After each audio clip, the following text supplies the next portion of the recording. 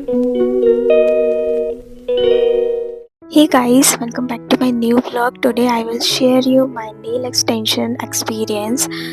ये है मेरी फ्रेंड जिनसे मैं नेल एक्सटेंशन कराने वाली हूँ और मेरा एक्सपीरियंस कैसा रहा वो मैं आप लोगों को आगे बताऊँगी। हमने यहाँ पे सारी तैयारी कर ली थी और स्टेप बाय स्टेप मैं आपको बताने की सारी कोशिश करूँगी।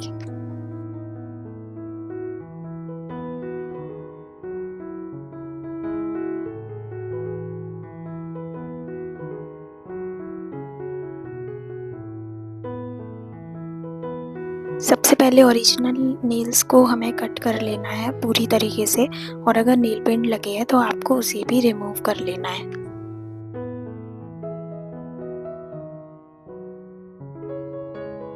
फिर नेल्स के ऊपर से सारी डस्ट को रिमूव कर लेना है क्योंकि डस्ट के ऊपर हम कोई भी वर्क नहीं कर सकते हैं। उसके बाद ये है क्यूटिकल क्रीम जो क्यूटिकल को सॉफ्ट बनाती है। इसे आप इजीली क्यूटिकल को पुश कर सकते हो और कट कर सकते हो।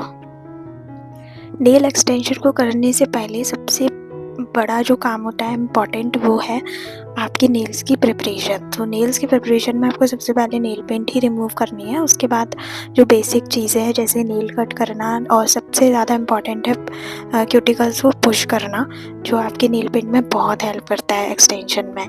और यहाँ पे हम लोग डिसाइड कर रहे थे नेल टिप कौन सी लगानी है। सो डिसाइड हुआ था कि सी नेल टिप लगाएंगे हम लोग।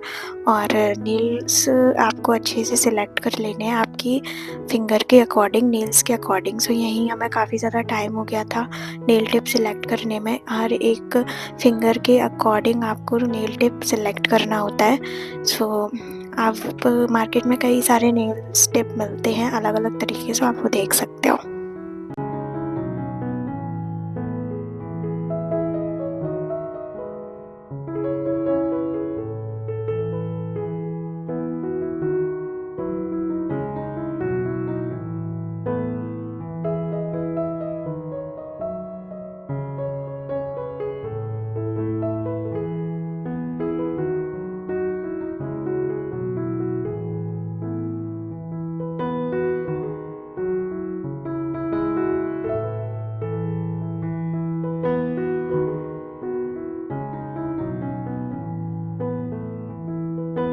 बहुत मशक्क़त करने के बाद मेरे दोनों हैंड्स के नेल टिप सेलेक्ट हुए और कुछ इस तरीके से लग रहे थे, आप देख सकते हो।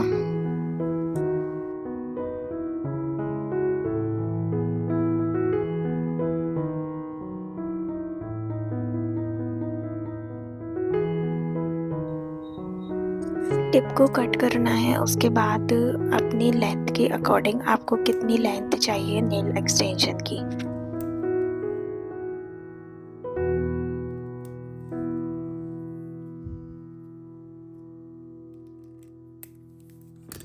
लेंथ ज़्यादा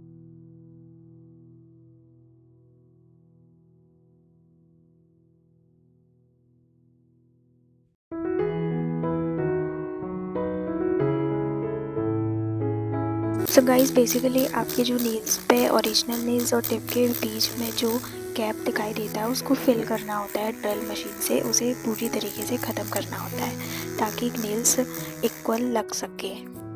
देन नेल्स को शेप देंगे अपने मनचाहा।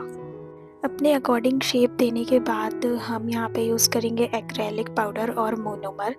एक्रेलिक नेल एक्सटेंशन ही कर रहे थे हम। और तो ये है यूवी लैम्प जिसमें हम अपना जो भी प्रोसीजर है आगे का करके सारी चीज़ें ड्राई इसी में करेंगे, लाइक एक्रेलिक और हमारा जो जेल पॉलिश है वो। यहाँ पे मोनोमर में डिप करने के बाद आप देख सकते हो ये है एक्रेलिक।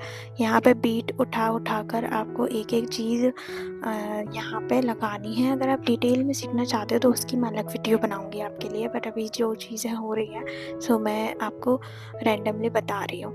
इस तरीके से ब्रश आता है 10 से 15 नंबर, आप कोई भी ले सकते हो। बेस्ट है बिगनर्स के लिए 10 नंबर ब्रश, तो आप वो ले सकते हो। उसके बाद धीरे धीरे धीरे कोटिंग करनी है हमको एक्रेलिक की, और 1 लेयर लगाने के बाद आपको इसको यूवी लैंप में रखना है। एक बार में लेयर नहीं लगानी है सारी। यूवी लैंप में एक लेयर लगाने के बाद आपको दोबारा से एक लेयर लगानी है, फिर तीसरी बार लगानी है, यानी 2 से 3। तीसरी बार भी जब लगानी है जब आपको नीड हो। उसके बाद अच्छे से नेल्स को ड्राई करने के बाद यूवी लैंप में इसको भी एक बार और शेप दे देंगे।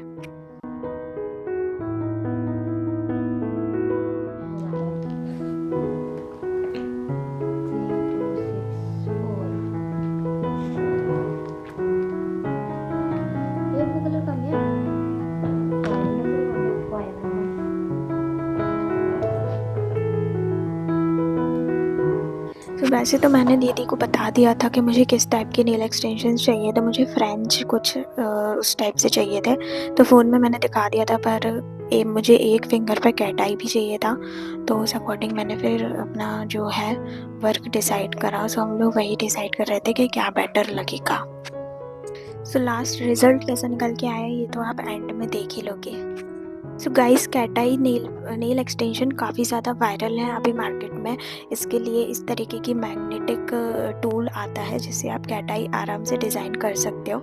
उसकी जेल पॉलिश भी अलग आती है।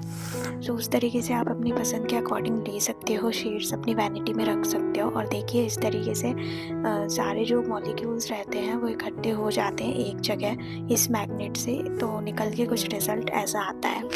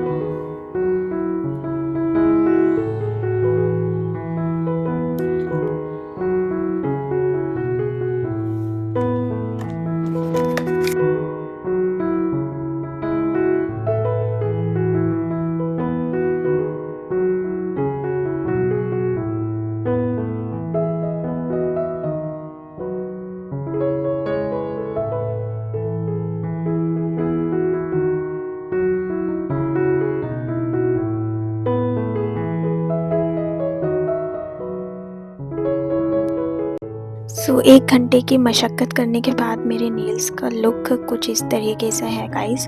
और अगर आपको पसंद आया हो तो आप लाइक कर देना, कमेंट कर देना, और मैं डिटेल में वीडियो आपके लिए जल्दी ही लेके आऊँगी। So bye bye, stay tune, thanks for watching.